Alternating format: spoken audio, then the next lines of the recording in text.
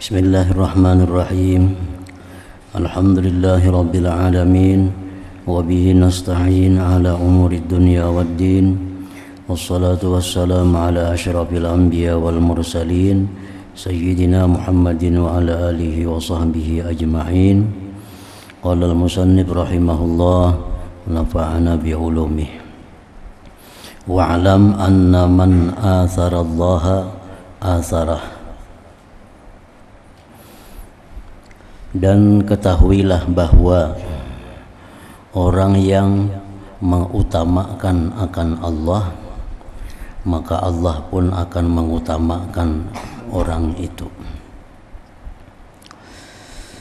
Artinya, man qaddama ta'atallah ala hazzi nafsi ikhtassahu Allahu bil qurbi minhu war ridha anhu.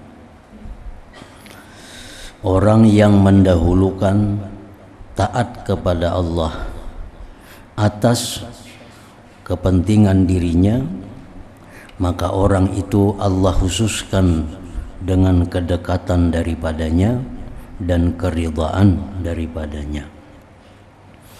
Man atharallah asarah. Orang yang mengutamakan akan Allah, maka Allah akan mengutamakan dia.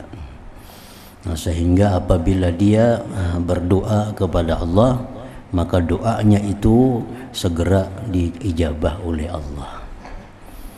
Karena sudah kebiasaan dirinya mengutamakan Allah. Apabila kita mengutamakan diri kita daripada Allah, begitu kita berdoa, maka doa kita pun diabaikan oleh Allah. Karena keseharian kita ini mengabaikan Allah Subhanahu wa ta'ala. Wa man ata'ahu ahabbah, dan barang siapa yang mentaati kepada Allah, ahabbahu, maka Allah akan cinta kepada orang itu. Wa man taraka lahu syai'an lam yu'adzibhu bih, barang siapa yang meninggalkan karena Allah akan sesuatu yang dilarang oleh Allah, niscaya Allah tidak akan mengazabnya dengan sesuatu itu. Orang yang meninggalkan larangan Allah, ada takut rusak namanya. Ada orang yang meninggalkan larangan Allah itu karena khawatir akan kesehatannya. Orang kadang minum arak, karena kalau minum arak jadinya aku bisa sakit. Itu ngarannya meninggalkan minum arak bukan karena Allah. Orang kadang main judi, jadinya gini mun aku berjudi bisa habis hartaku. Itu dia meninggalkan judi bukan karena Allah. Orang meninggalkan zina karena khawatir kalau aku berzina karena ketahuan orang rusak nama baikku.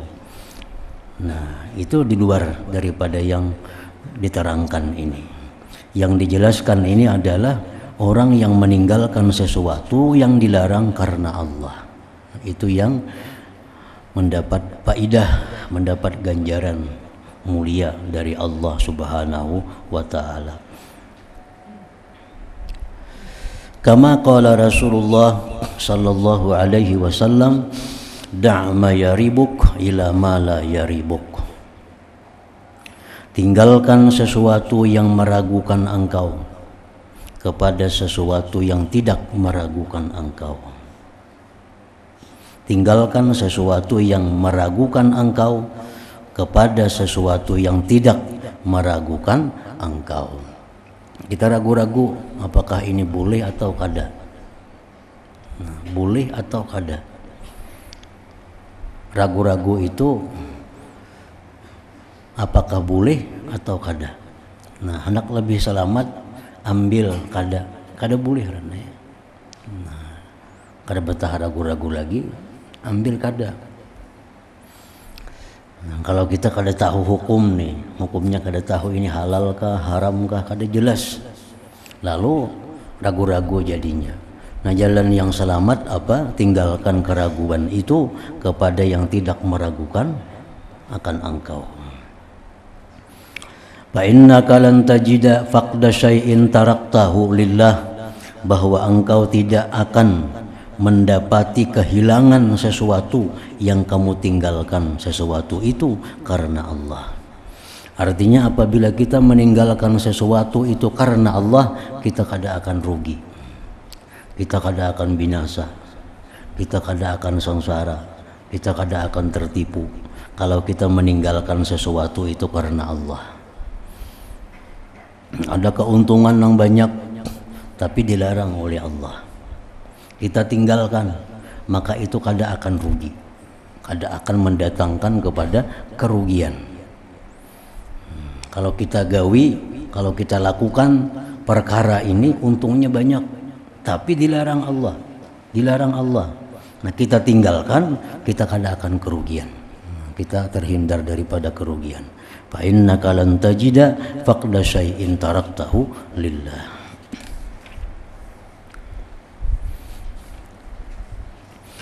Wahmil qalba an su'iz zan bi husni ta'wil. Wahmil qalba, jaga hati dari berburuk sangka.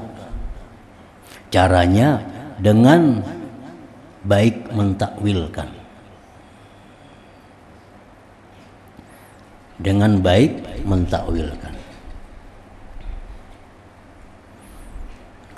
Jagalah hati, pelihara hati daripada berburuk sangka dengan cara pentakwilan yang bagus. Misalnya ada orang yang membawa botol arak, nah itu masih bisa ditakwil, masih bisa ditakwil. Orang membawa botol arak, jangan langsung dipunis bahwa itu orang minum arak, karena masih ada takwil. Barangkali botolnya aja botol arak, dalamnya banyak putih, itu masih mungkin bisa ditakwil. Jangan berburuk sangka, jangan langsung orang membawa botol arak batu minum arak, jangan. Jadi jangan berburuk sangka. Orang nukar wadai siang hari, jangan dipadahkan kada puasa, batu kada puasa nukar lamang tang hari, karena masih ada takwil, banyak takwilnya. Barangkali nukar sagan kena buka puasa masih bisa, barangkali nukarakan ada orang garing nang kada puasa, barangkali nukarakan orang nang dibolehkan kada puasa. Masih banyak takwil-takwil yang memungkinkan untuk itu. Jadi jangan langsung kita su'uzan, berburuk sangka. Wahmil qalba an su'izan bi husni ta'wil.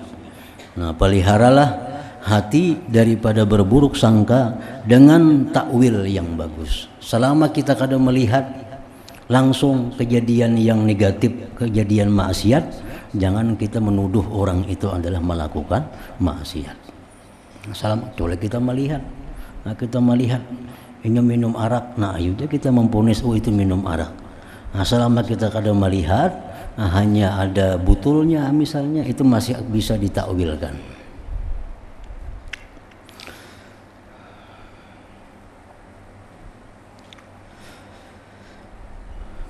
Jadi su'ilzan ini bahasa lainnya adalah ghibatul qalbi, gibah hati. Nah, gibah hati itu su'uzan. Kalau kita mengucapkan kalimat sesuatu itu bisa gibah. Tapi kalau kita di hati berburuk sangka itu gibah juga, tapi ghibatul qalbi. Memang dosanya kada seberat ghibatul lisan. Kalau ghibatul lisan itu, gibah lisan kita mesti minta halal kepada orang yang digibah. Kalau kita kada wani minta halal, artinya kalau aku minta halal ini timbul kena masalah nang ganal lagi. Nah, paling kada kita mendoakan inya dengan doa-doa kebaikan agar orang yang kita gibah itu dapat ampunan Allah, orang yang digibah itu diberi rezeki yang luas, orang yang digibah itu diselamatkan oleh Allah. Nah, paling kada itu. Nah, kalau ini su'uzan, tobatnya cukup kepada Allah Subhanahu wa taala. Tobatnya cukup minta ampun kepada Allah. Kada perlu minta halal kepada orang yang kita sangka jahat itu. Karenanya kada tahu, sebab masih dalam hati kita. Masih dalam hati. Wadfa'il hasada bikisaril amal. Wadfa'il hasada bikisaril amal. Tolaklah kedengkian itu dengan pendek angan-angan. Salah satu di antara obat menghindarkan hati dari dengki adalah pendek angan-angan.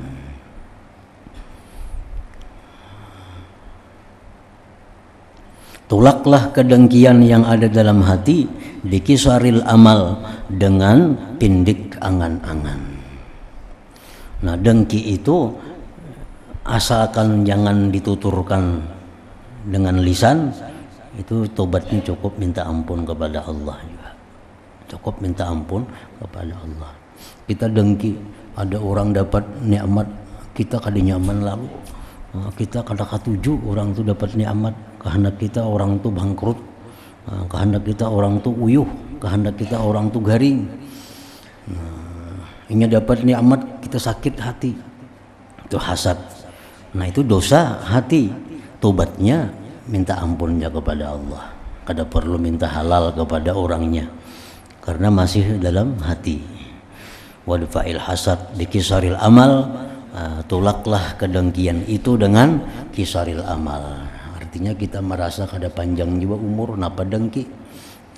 Sawang berumur lagi setahun 2 tahun, berumur lagi seminggu 2 minggu. Nah, itu pendek angan-angan itu mencegah datangnya hasad tadi. Wan fil kibra bi sultanillah ta'ala. Tolaklah kesombongan dengan kuasa Allah ta'ala. Artinya di bawah disebutkan azhibit takabbura min nafsika bistish'ari sultanillahi ta'ala alaika. Hilangkan kesombongan dari hati engkau dengan merasakan kuasa Allah atas engkau. Orang yang sombong itu, berhak sombong itu orang yang berkuasa. Nah, kalau selama masih ada atasan, itu kada berhak untuk sombong. Karena satu saat kita pun bisa diberhentikan oleh atasan. Nah, nang berhak sombong itu orang nang kada ada lagi punya atasan, inya paling atas sudah. Nah, ayu jah hendak sombong. Nah, sedangkan orang yang paling atas itu hanya Allah Subhanahu wa ta'ala. Makanya Allah bersifat mutakabbir. Kan Allah ada namanya mutakabbir. Al-Khaliqul Mutakabbir ya. Allah tuh maha sombong karena Allah itu kada ada lagi atasannya. Nah, kalau makhluk ini masih banyak atasan-atasannya. Nah, jadi apabila timbul dalam hati kita artinya kesombongan itu, kita ingat bahwa atasan kita ada Allah. Nah, satu saat bisa memecat kita, satu saat bisa menghancurkan kita. Watruk kulla fi'lin yattarruka ilal i'tizar. Watruk kulla fi'lin, tinggalkan tiap-tiap perbuatan yang membawa engkau kepada minta maaf, kepada minta uzur. Tinggalkanlah tiap-tiap perbuatan yang mendesak engkau kepada minta maaf, minta uzur. Seperti ghibah, itu kan kita mesti minta ampun kayaknya. Nah, bersikap kada adil, itu mesti minta ampun kepada orang yang dizalim. Memfitnah orang, itu mesti minta ampun kepada yang difitnah. Nah, hindari perbuatan-perbuatan yang menyebabkan kita mesti minta ampun kepada orang lain. Wajanib kulla halin yarmika fit takalluf, dan hindarilah tiap-tiap keadaan yang melimparkan engkau pada susah payah. Takalluf, susah payah. Jauhilah tiap-tiap keadaan yang melimparkan akan engkau pada takalluf. Takallub itu bersusah payah. Takallub itu artinya ada-ada-akan sesuatu nang kadada walaupun dengan cara berhutang. Nah, takallub itu dalam hal apapun itu dilarang dalam agama kita. Nah, kita misalnya menyambut tamu ke rumah kita. Nah, tamu itu kan wajib kita beri makan. Kita beri makan. Nah, jangan sampai kita memberi makan itu takallub. Bersusah payah, berhutang ke sana kamari memberi makan tamu nih, asal mantap makanannya. Nah, jangan itu. Nah, agama kadang menyukai takalluf itu. Nah, contohnya lagi hari raya. Hari raya kita disuruh ke masjid sembahyang Id dengan memakai pakaian yang bagus. Nah, itu disuruh. Cuma jangan sampai takalluf. Bersusah payah minjam orang pakaian yang bagus asal hari raya. Nah, jangan itu takalluf ngarannya. Tinggalkan takalluf itu. Wajanib kulla halin yarmika fit takallufi.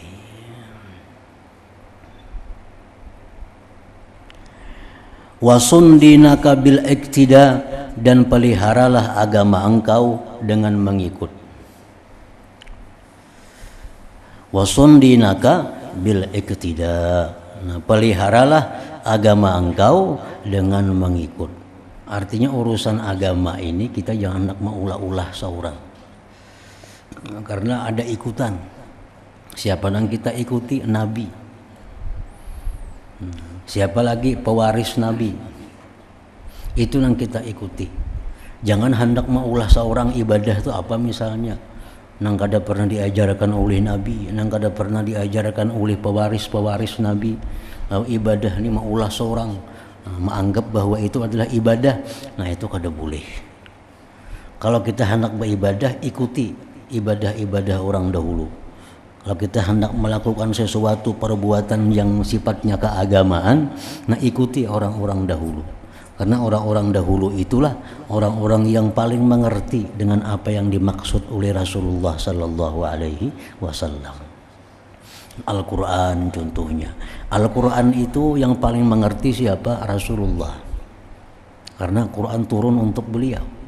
Orang yang paling paham Quran itu Rasulullah sallallahu alaihi wasallam. Orang yang paling paham apa yang disampaikan Rasulullah itu siapa? Sahabat Nabi. Itu yang paling paham apa yang dikehendaki oleh Rasulullah dengan perkataan-perkataan sini. Kita langsung lawan Nabi, kita kada mengerti. Karena kita kada tahu apa yang dikehendaki oleh sidin dengan perkataan sidin itu. Nah, siapa orang yang paling tahu dengan perkataan sahabat Nabi? Ya, murid-muridnya sahabat, tabi'in. Tabi'in itulah orang yang mengerti apa yang dimaksudkan oleh sahabat dengan hadis Nabi itu. Hadis Nabi innamal a'mal bin niyat. Jadi sahabat ini. Nah, siapa yang mengerti ini itu muridnya sahabat. Kita langsung mengaji lawan sahabat kada kawa. Kada bertemuan sahabat lagi. Kitab-kitabnya terbatas hanya ingat tulisan.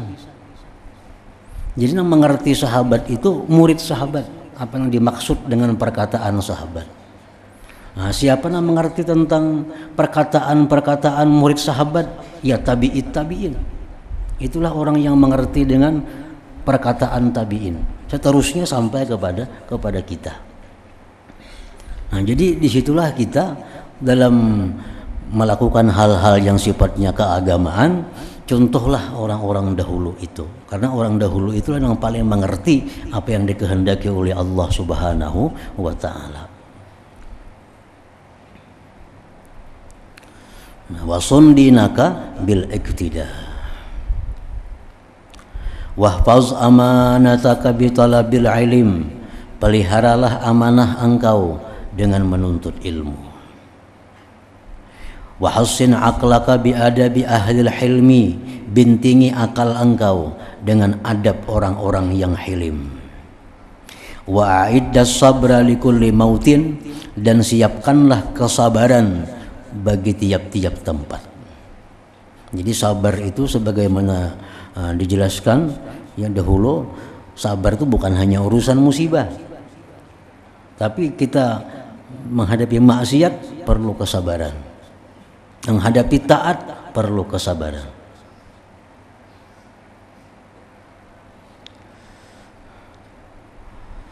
Walzamil khalwata bizikri, lazimilah khalwat menyendiri dengan zikir. Zikir ini sama lawan sedekah. Sedekah itu ada sedekah jahar, ada sedekah sir. Ada sedekah yang terang-terangan, ada sedekah yang tersembunyi. Kedua-duanya punya keistimewaan, punya kelebihan dan punya kekurangan. Sedekah yang terang-terangan itu kelebihannya apa? Kelebihannya bisa jadi contoh orang lain.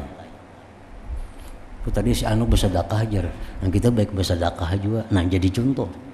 Kita pun dapat tambahan pahala. Tapi bahayanya apa? Bahayanya sedekah terang-terangan ini kalau hati kita masih belum bagus bisa timbul riya dan kesombongan. Itu bahayanya. Nah, sedekah tersembunyi itu keuntungannya apa? Keuntungannya selamat daripada riya. Nah, karena sedekah tersembunyi kada nang tahunya, nang diberi pun kada tahu pada kita bersedekah. Nah, itu selamat daripada riya. Tapi pahalanya kada mungkin berkembang sebagaimana berkembangnya sedekah yang terang-terangan bila dicontoh oleh orang lain. Nah, zikir pun demikian. Zikir khafi, zikir khalwat, ada zikir jamaah. Zikir jamaah ada kelebihan. Zikir khalwah pun ada kelebihan juga. Nah, kedua-duanya itu mesti dilakukan. Jangan hanya berzikir sendiri, tapi sewaktu-waktu hendaknya ada juga zikir lawan jamaah.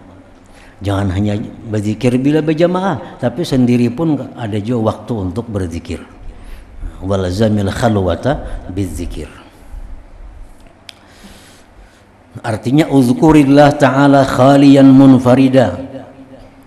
Berzikirlah kepada Allah hal keadaan sunyi sendiri. Fa inna dzalik ab'adu anir riya, itu lebih jauh daripada riya. Wa arjalil qabul minallahi ta'ala, dan lebih diharapkan diterima di sisi Allah Subhanahu wa ta'ala. Washabin ni'am bisyukri, sertakan nikmat-nikmat dengan syukur. Jadi nikmat itu dengan rezeki menurut ahlu sunnah wal jamaah.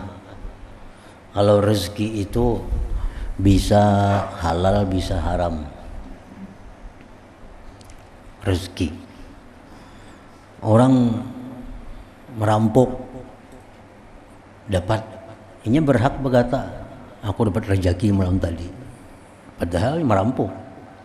Orang menipu lalu untung, ini berhak berkata aku banyak rezeki tadi dapat menipu orang.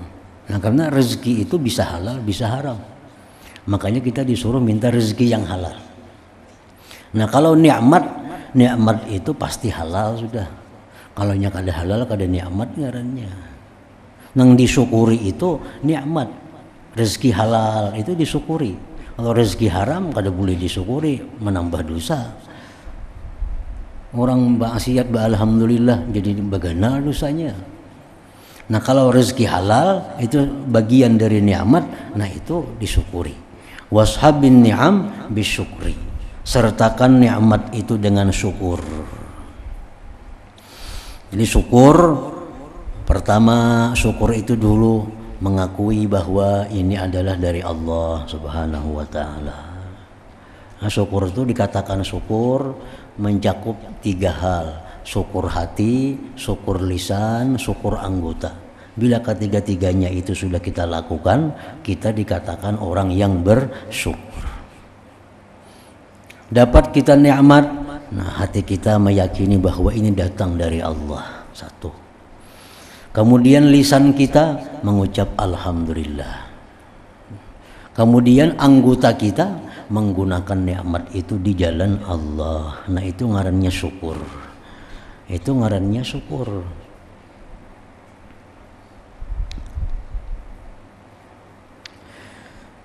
Di bawah asyukru huwa sana 'alal mun'im al-mutafaddil bil 'atiyati wal minhah ibtida'a. Syukur itu adalah pujian atas yang memberikan nikmat, yang menganugerahkan dengan pemberian pertama-tama. Wa arrafa ba'duhum asyukra bi asarih faqal asyukru qaidun lil mawjud wa saydun lil mafqud. Syukur itu mengikat nikmat yang ada dan memancing datangnya nikmat yang belum ada. Ini syukur. Setiap harta yang kita syukuri, maka harta itu diikat. Jadi syukur itu gunanya mengikat harta yang ada, jangan lepas daripada kita. Yang kedua, mengundang harta yang belum ada. Itu syukur. La in syakartum la azidannakum. Wasta'in billahi fi kulli amrin, dan minta tolonglah engkau dengan Allah pada tiap-tiap perkara. Baik perkara taat, minta tolong kepada Allah. Baik menjauhi maksiat, minta tolong kepada Allah. Baik dalam kekayaan, minta tolong kepada Allah agar bisa mensyukurinya. Baik dalam musibah, minta tolong kepada Allah agar bisa sabar menghadapinya. Nah, jadi fi kulli amrin wasta'in billah. Wastakhirillaha fi kulli hal, dan istikharahlah kepada Allah pada tiap-tiap keadaan.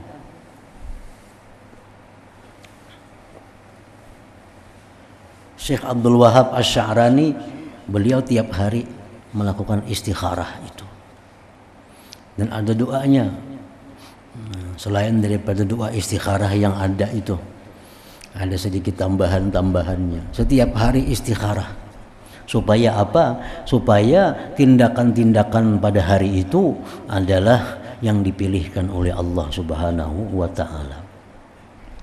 Itu diperlukan untuk orang-orang yang menduduki satu jabatan, diperlukan kepada para ulama supaya melakukan istikharah itu tiap-tiap hari. Imam Abdul Wahab Asy-Sya'rani dalam kitab beliau Lataiful Minan menjelaskan itu, ada istikharah tiap hari supaya tindakan-tindakan, petunjuk-petunjuk yang diberikan pada hari itu adalah merupakan pilihan Allah. Kan macam pejabat itu tiap-tiap hari bisa mengeluarkan kebijakan-kebijakan, keputusan-keputusan. Nah, ulama-ulama tiap hari bisa memberikan petunjuk, saran-saran kepada orang. Nah, supaya saran-saran petunjuk itu merupakan pilihan Allah, maka diperlukan seorang ulama tiap hari istikharah kepada Allah Subhanahu wa ta'ala. Wa ma aradakallahu lahu fatrukil i'tirada fihi. Wa ma aradakallahu lahu fatrukil i'tirada fihi, dan sesuatu yang Allah kehendaki engkau bagi sesuatu itu, maka tinggalkanlah i'tirad pada sesuatu itu. Ma'iktirad pada Allah Subhanahu wa ta'ala. Kan hari-hari kita datang macam-macam takdir dari Allah. Ada yang sesuai dengan kita, ada yang kada sesuai dengan kita. Nah, baik yang sesuai atau kada sesuai, tinggalkan i'tirad Allah. Ma'iktirad artinya mengeritik kepada Allah. Nah, bahasa lainnya lagi mengucapkan kenapa kepada Allah. Orang ma'iktirad kepada Allah itu antara lain menyalahkan orang lain. Itu tanda i'tirad Allah. Ikam nih bang, gara-garanya cakap tidak ada kayak ini bang jadinya. Itu tanda i'tirad kepada Allah. Ikam bang lingah, makanya kayak ini, kayak ikam mentaliti kada kayak ini bang jadinya. Nah, ucapan macam itu ucapan orang yang ma'iktirad atas Allah. Patrokil i'tirad fihi, tinggalkan i'tirad. Orang bemasak hangit nasinya, lalu ini tinggalkan menjadi aja hangit. Tungguin nasi ini tuh orangnya mau hangit bang. Nah, itu i'tirad, kalau sudah hangit nasinya sudah hangit. Nah, sudah hangit. Kenapa kada ditunggu? Ya kada ditunggu kadanya hangit bang. Itu i'tirad Allah ngarannya. Kan tidak gunanya lagi. Ucapan tuh ada gunanya. Kalau kita ucapkan tuh nasi ampi hangit kada. Nah, gitu i'tirad ala Allah.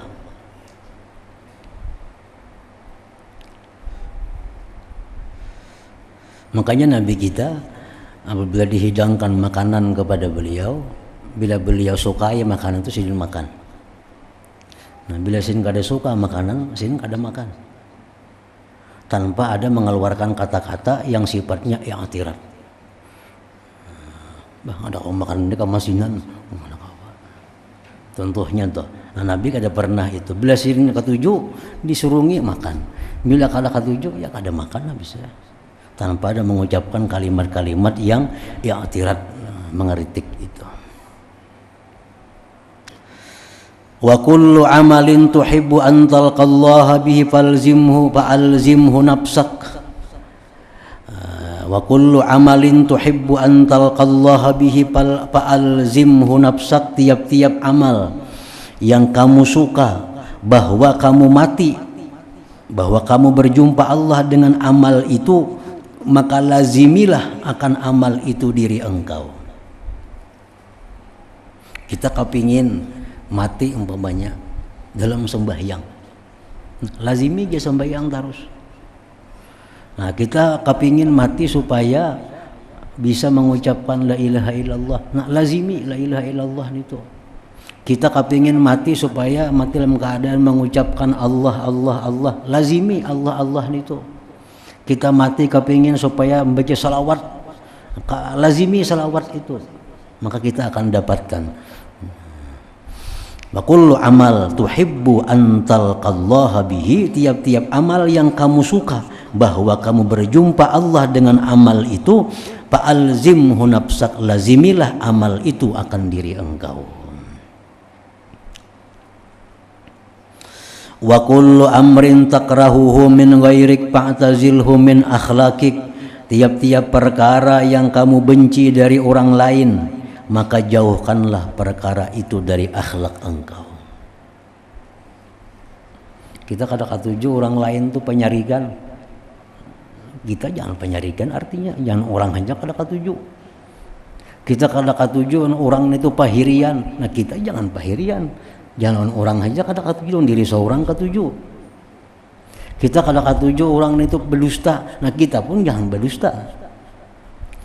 Nah, artinya kullu amrin takrahuhu min ghairik, tiap-tiap perkara yang kamu benci dari orang lain, maka jauhkanlah perkara itu dari akhlak engkau.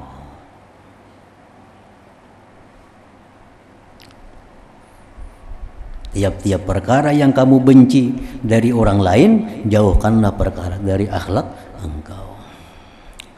Wa kullu sahibin la tazdadu bihi khairan fi kulli yaum fambiz anka suhbatah. Tiap-tiap sahabat yang tidak kau tambah dengannya kebaikan pada tiap-tiap hari, maka jauhkanlah, berjauhlah engkau suhbatah mensahabatinya. Ini kawan. Kalau kawan ini kada ada menambah kebaikan kepada kita, ya kada usah diulah kawan.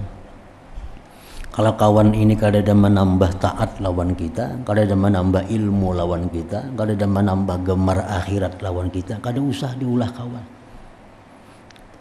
Nah, tiap-tiap kawan yang tidak menambah engkau dengannya kebaikan pada tiap-tiap hari, maka jauhkan diri engkau mengawaninya itu orang.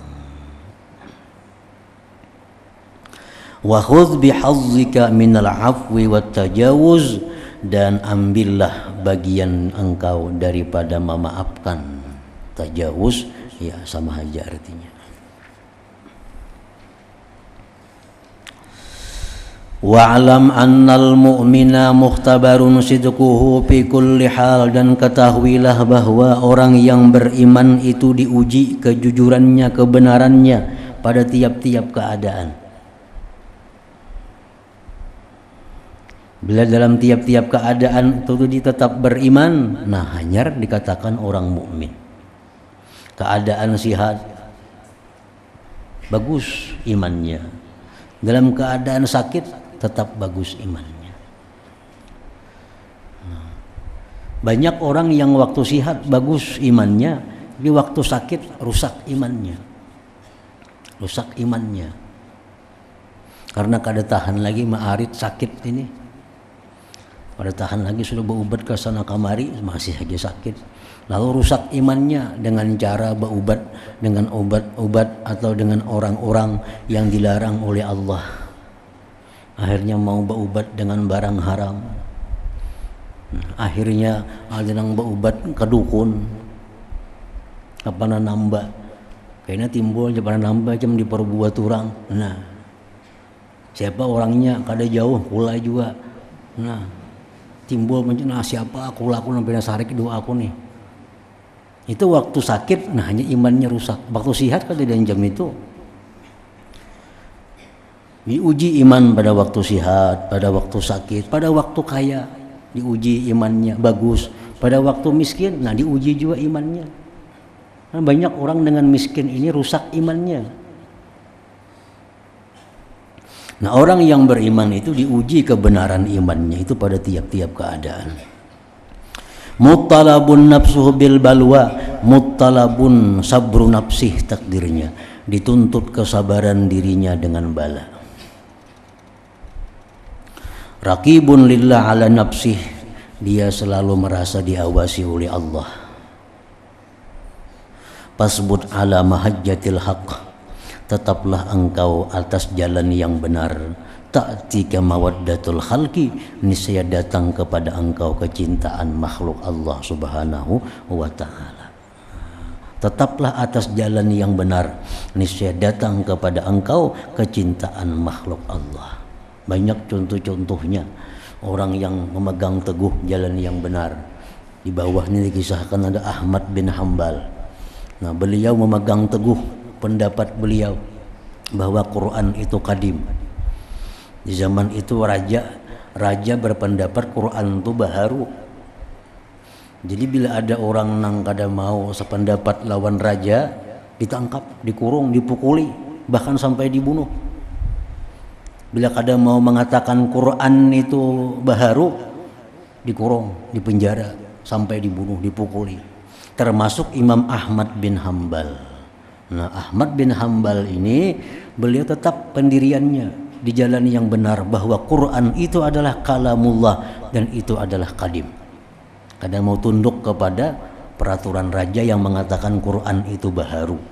Akhirnya apa? Beliau ditahan, dipenjara, disiksa sampai garing, sampai habis umur.